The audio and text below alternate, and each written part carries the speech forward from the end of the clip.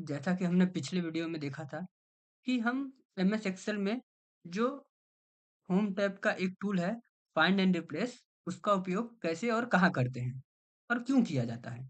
वैसे ही आज हम होम टैब के एक नए टूल के बारे में जानेंगे जिसका नाम है सॉर्ट एंड फिल्टर। मतलब नाम से ही नाम से ही जैसा कि सुनाई दे रहा है सॉर्ट मतलब कि सॉर्ट करना उसको और फिल्टर मतलब कि उसमें कुछ छाँट के निकालना। फ़िल्टर का अर्थ साधारण से भाषा में फ़िल्टर का अर्थ क्या होता है?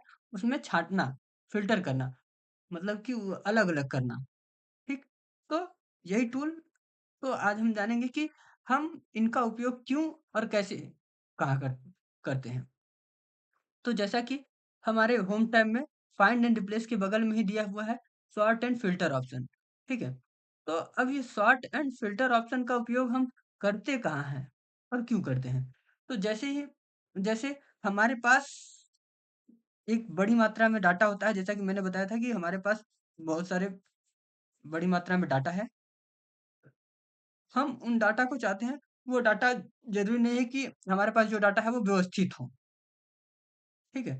तो उस डाटा को व्यवस्थित करने के लिए मतलब हम उसको व्यवस्थित ढंग से प्रेज़ेंट करने के लिए सॉर्ट का उपयोग करते हैं कि हम जो डाटा है हमारा, वो उसे 2 तरीके से सॉर्ट कर सकते हैं। एक तो असेंडिंग में, एक डिसेंडिंग में। असेंडिंग मतलब कि ए से जेड तक या तो जेड से ए तक। तो चलिए देख लेते हैं हम सॉर्ट सॉर्ट का उपयोग। तो जैसे ही हम सॉर्ट एंड फ़िल्टर पर क्लिक किए, तो यहाँ पे आ गया सॉर्ट ए टू जेड मतलब आप अपने जो डाटा है, उसको किस फ़ॉर्मेट रखना चाहते हैं।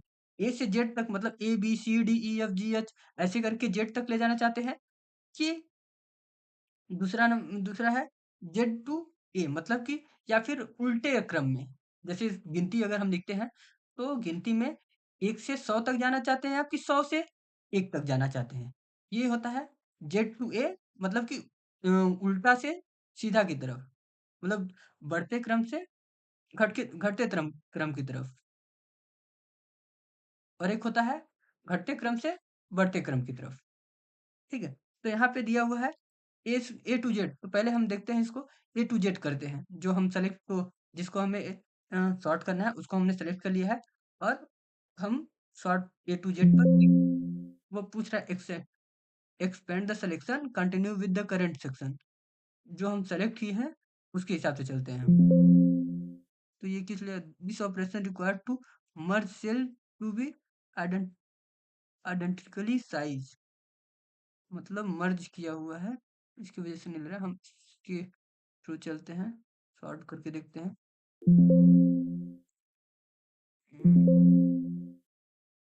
नहीं ले रहा ये मर्ज होने की वजह से शायद नहीं ले रहा है।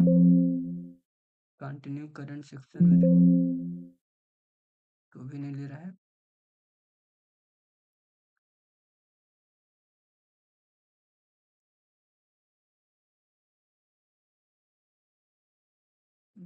इसको देखते हैं मर्ज तो नहीं है फिर क्यों नहीं ले रहा है।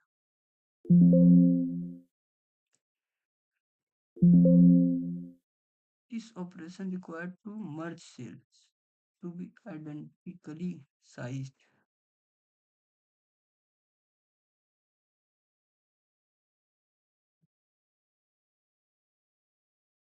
Merge cells.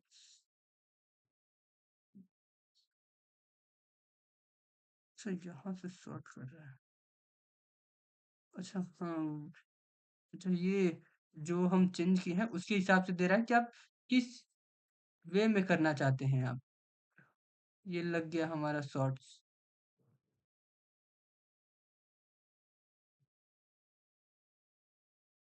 तो उसी तरह शॉर्ट का हम देख लिए। अब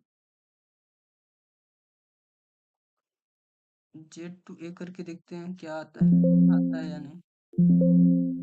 सेम वही लिख रहा है बट यहाँ पे हम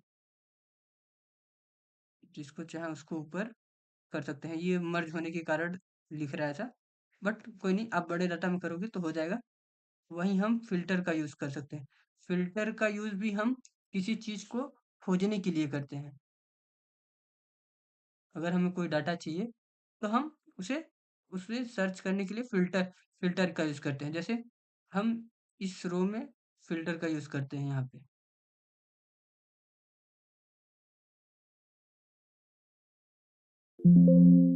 We want to replace the content to destination cells। तो चेक करते हैं फ़िल्टर लगा क्या और अच्छा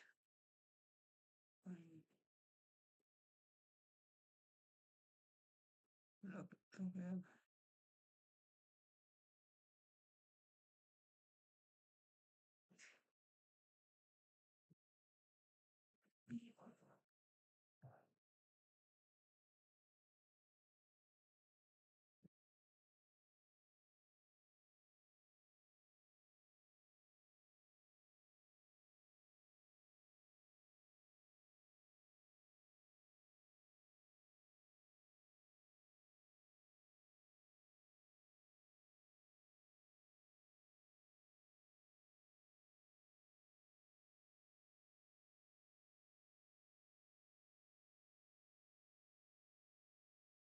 जैसा कि देखिए हमने फ़िल्टर लगाया, तो वो डाटा कम होने की वजह से शायद नहीं लगा रहा था क्योंकि इसमें जो पर्टिकुलर्स वगैरह हैं वो शायद उसके हिसाब से मर्ज मर्ज किए हुए थे, इसलिए वो नहीं ले रहा था।